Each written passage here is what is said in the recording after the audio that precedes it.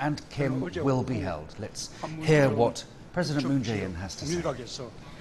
I have met Kim Jong Un in Panmunjom on the South Korean side for the second time. And we could still remember that on April 27th, I have met Kim Jong Un for the first time in Panmunjom. And in the last summit,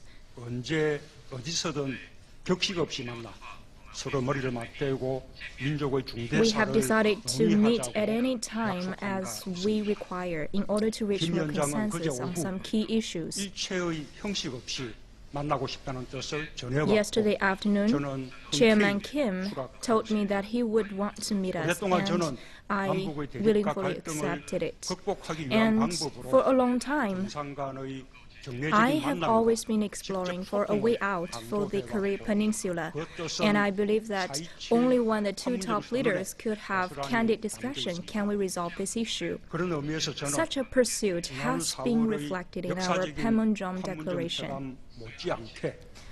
On April 27th, our Panmunjom Declaration was launched and published, and yesterday afternoon, during the second summit, it is also of historic significance.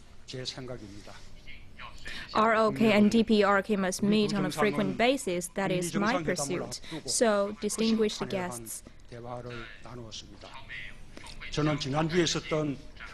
when the DPRK and US summit is about to begin, ROK has been meeting with DPRK leaders on a frequent basis, which I believe will pave the way for this summit on June the 12th between DPRK and the US. And also, we believe that if Kim Jong Un could realize denuclearization in Korea Peninsula, this would be contributing to the economic and social development in DPRK. And I discovered that Kim Jong Un and President Trump are also sincere in terms of pushing forward such a US-DPRK summit. So I believe they should have bilateral cooperation instead of conflicts and confrontation. So such a dialogue would pave the way for the formal summit. And Mr. Kim agreed with me about this idea. Chairman Kim, since the launching of the Panmunjom Declaration, has, for a second time, done some due contribution with tangible actions to the denuclearization of the Korean Peninsula. And also for the US-DPRK summit, we have been working hard on building a long-term and permanent peace regime. ROK and DPRK, for the matter of the convening of US-DPRK summit on June the 12th, will need to cooperate and work towards the same direction. We have reached a consensus on that. At the same time, to implement the Panmunjom Declaration in a tangible and constructive way, we have held a series of dialogues and talks, and we decided to hold a high-level summit again on June the 1st, and also we will hold the other series of talks at an early date. And both ROK and DPRK believe that the second meeting is of historic significance as well, and also in the future times, as long as we need it, we could keep such contact. So, if we look back, for a long time, the Korean Peninsula has been blanketed in terror and stress and tension, and such an atmosphere has been penetrating into the daily lives of our civilians. So I believe that is why the Korean Peninsula has not been enjoying peace, rather it's been suffering from separation. And now we are going to change the course. We would build the Panmunjom to be a platform of peace and prosperity. DPRK has abandoned its nuclear test, and that's just a beginning. 또 하나의 시작이 아니라 완전히 새로운 Even 시작이 though it's only a step forward, 사내 정상이 보일 때부터 but 한 걸음 한 it's 걸음이 of 더욱 great 힘들어지고 significance. And we're going to take steps by steps to march forward in order to realize our destination. And we're going to explore actively for a way of peaceful development in the Korean Peninsula. And we still have a long way to go. As the President of South Korea, I'm going to carry on my shoulder the pursuits of our people and walk on that path in order to have success and realize our targets. And I welcome your support from everyone. Thank you. Now let's start the Q&A session. If you have any question, please raise your hand. 예, 연합뉴스 서혜림 기자님. 예, 안녕하십니까. 연합뉴스 서혜림 기자입니다. 4.27 정상회담 이후에 한 달 만에 Good morning, President. 정상회담을 하신 건데요. I come from United News. After 1 month since the first meeting in April, now we are having the second talks. What is the background of this second meeting? And I would also want to know the significance of yesterday's meeting. 바와 같이 4.27 판문점 선언의 어떤 후속 이행과 On April the 27th, we have successfully signed the Panmunjom Declaration. 앞둔 준비 과정에서 And as we know, according to the schedule, we're going to have the DPRK and US summit on June the 12th. During this time, we surely bumped into certain obstacles and difficulties, but to rise up to these obstacles and conflicts, we have done a lot of efforts. We also aim at truly implementing the contents and terms of the Panmunjom Declaration, and I believe that is critically important. That's why I have had a teleconference with Kim Jong Un, and during such a dialogue, Kim Jong Un invited me to have the second meeting on the North Korean side. And he said that we shouldn't just stop at this teleconference. Instead, we shall meet in person. And I totally agreed. That's why we held the second summit. And against that background, we were really unable to inform you of this second meeting beforehand, so I hope you could understand. I come from KBS.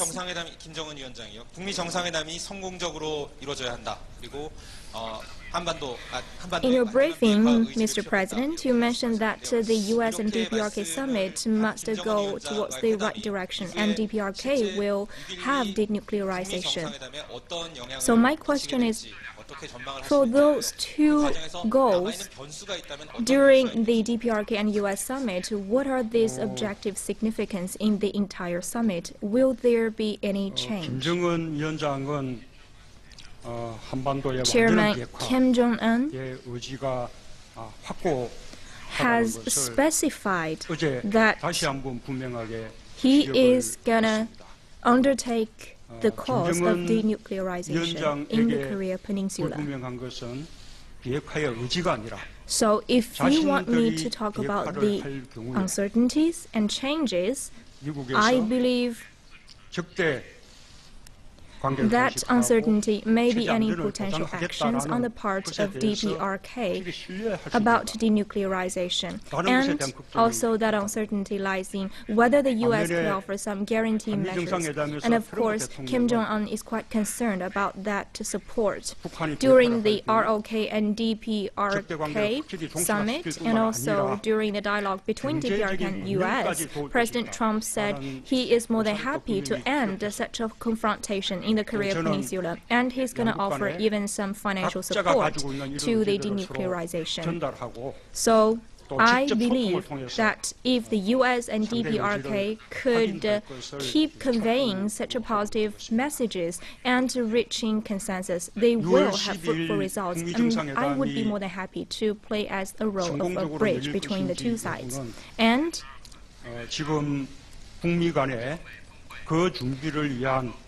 whether the U.S. DPRK summit to be held on June the 12th will be convened as has been scheduled.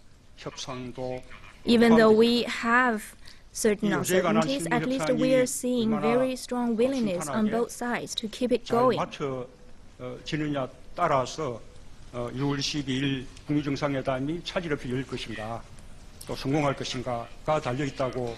And we're really paying attention and looking forward to the summit on June the 12th. And we're already carrying out a serious preparatory works.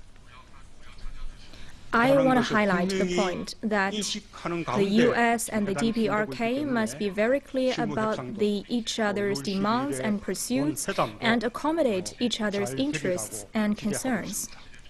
If they can manage it, then I believe the summit will surely be convened as has been scheduled. 네, 서울신문 이밀령입니다. I come from Seoul News. Just now, President Moon Jae-in mentioned that Chairman Kim Jong Un has a strong willingness in pushing forward denuclearization. I want to know, how did you come to that conclusion? And another question is,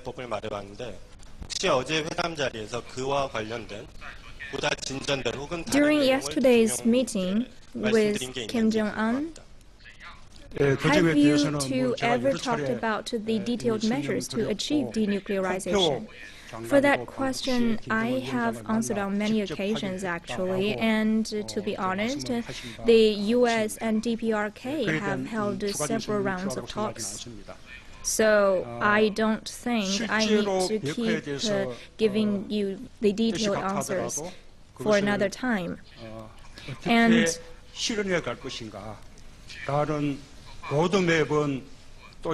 with the willingness on both sides to keep forward such a denuclearization as to the detailed measures and the procedures, we need to talk more and negotiate over the detailed measures. But of course, it's not going to be a very rosy picture.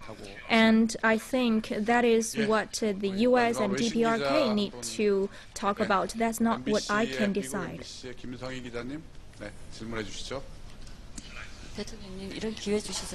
Morning, I come from NBC, from the U.S. Thank you for your briefing.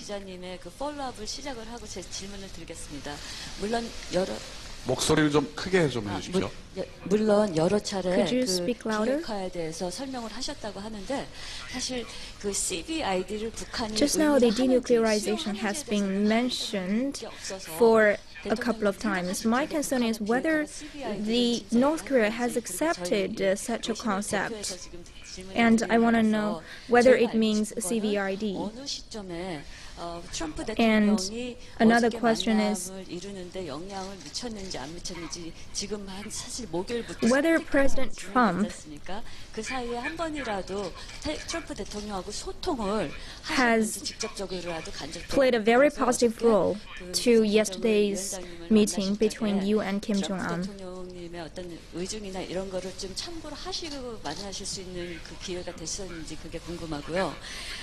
Another question is, in your meeting yesterday with Kim Jong Un, is there any influential factor from President Trump for that meeting?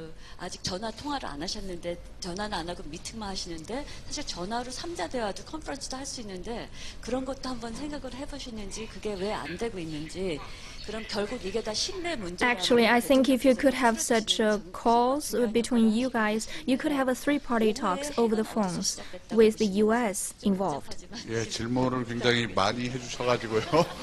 Sorry for so many questions. 첫 번째 질문은 이제 김정은 위원장이 어제 대화에서 CVID에 대해서 명확하게 I have to summarize the questions again. The first question is whether Kim Jong Un has talked explicitly about the concept of CVID, and I hope to get your answer. Firstly, I have emphasized on many occasions for the matter of CVID, I could not give you a very definite answer. All I could say is DPRK has clearly shown their decision to carry out denuclearization, but as to the actual methods and measures, we have to keep talking over that issue. 실무 협상 과정에서 다시 한번 분명하게 And also, I am convinced that in the many talks to be carried out, we are going to keep having talks about that issue of CVID. And what's your second question?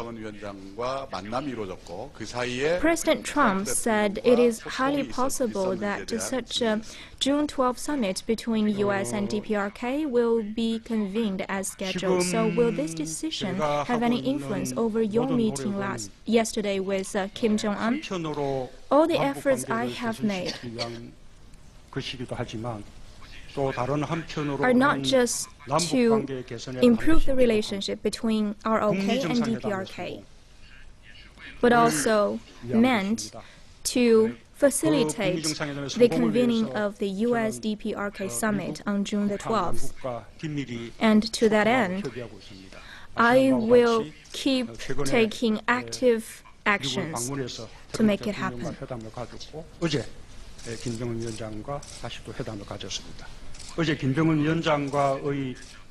And with Kim Jong Un and President Trump, I have already had some discussions. But as to the contents of such discussions, I have already briefed you in the beginning. Last question, please. President Moon Jae-in and Chairman Kim Jong Un and President Trump, between you three, could you have a three-party talks over the phones? 예, 이게 이제 한라인 통화라는 것이 맞아면 Such a hotline discussion over the phone between the heads of states 이게 맞아면 구축이 되어야 합니다. need several preconditions, of course. For example, hardware support, like the equipment. And also between DPRK and the U.S., I think in the future they will make efforts to build such a hotline between the two. And just now, you've mentioned about such talks over the phone from three sides. I have to say it takes time. So that's what I think. I think if the U.S. DPRK discussion on June the 12th could be staged as scheduled, the so-called three-party talks over the phone is highly possible in the future. That's the end of the Q&A session.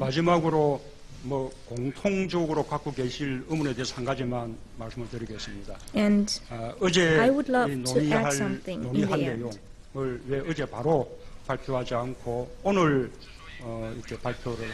Yesterday's meeting, the reason why we haven't published the news about our meeting yesterday but postponed it until now is actually the requirement of Chairman Kim Jong Un.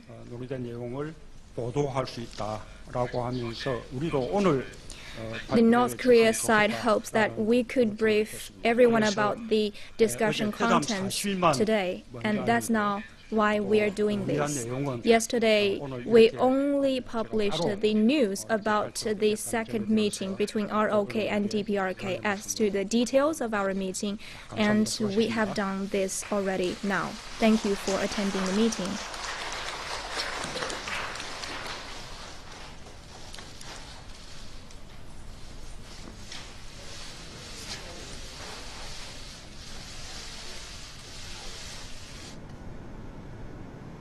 Well, there you go, President Moon Jae-in briefing the media, telling us really that all is well, that both sides, Trump and Kim Jong Un, are still sincere in their desire to organize a summit. Both sides agree that the Panmunjom summit was a success and they want to keep that momentum going. Lots of debate there coming from the journalists about whether denuclearization will occur and exactly how that will occur. Moon Jae-in was very specific that the DPRK is indeed sincere about denuclearizing, but has been a little vague so far about exactly how that will happen. They ended up talking there about whether it was possible for them to have a conversation on the phone, the three of them, Trump, Moon and Kim, and he certainly isn't ruling that out. Well, let's go to my studio guest, Mr. Yang Siyu, a senior fellow at the China Institute of International Studies. Good morning to you. Good morning. Would you say it's fair that President Moon has stepped in at the last minute here to save the DPRK-US summit? Well, I think saving the Singapore summit is that not only the interest of the U.S. and DPRK, but also in the interest of ROK. You can imagine if the collapse of the Singapore summit will lead to the collapse of the Panmunjom Declaration and its related achievements. So now all of the three in the same boat.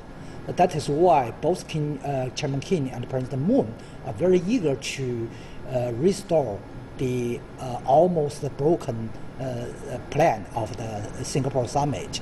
And I noticed the most frequent key words in the news conference is the June 12th.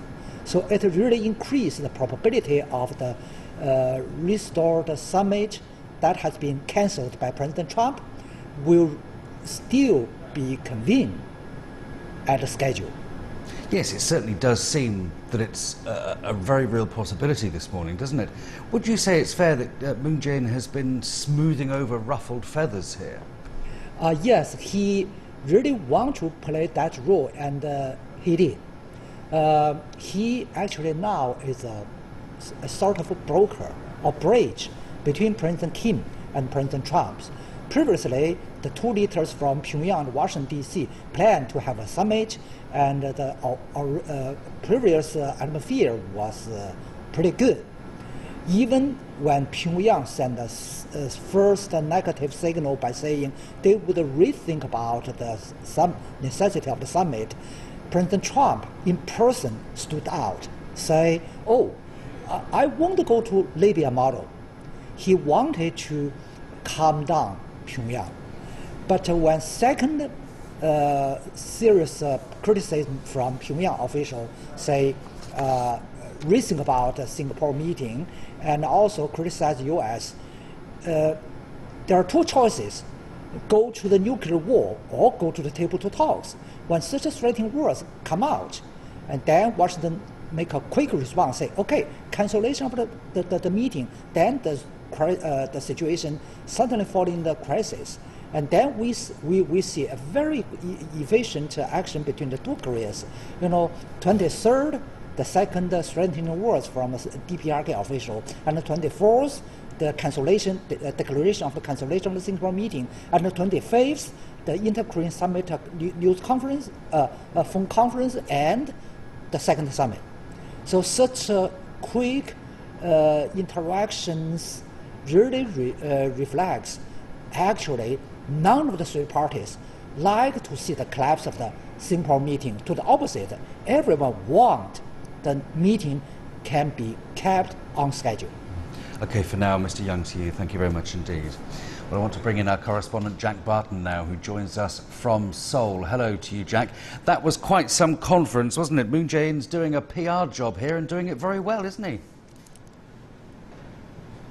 Yeah, he's very much the middleman in all of this. We see it with the, it has to be said, the erratic personalities of Donald Trump and Kim Jong Un. The fact that both of them like to sort of threaten cancellations or turn on a coin. And in between, you've got Moon Jae-in, who has been pretty much the rock through all of this.